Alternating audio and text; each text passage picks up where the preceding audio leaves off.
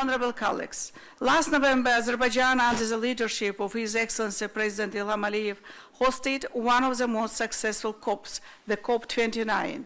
We succeeded in building a stronger bridge between the global south and global north for realization of common goals, ensuring that all voices, particularly those of the developing world, were heard.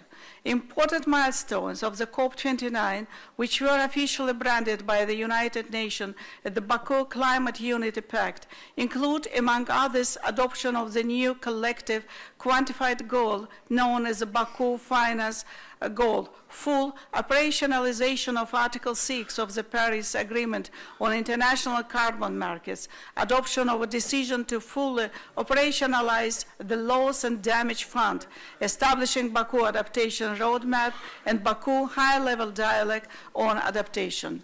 Our Parliament, together with the Interparliamentary Union, hosted their parliamentary meeting in the framework of the COP29, aimed at uniting parliamentary efforts for addressing climate change.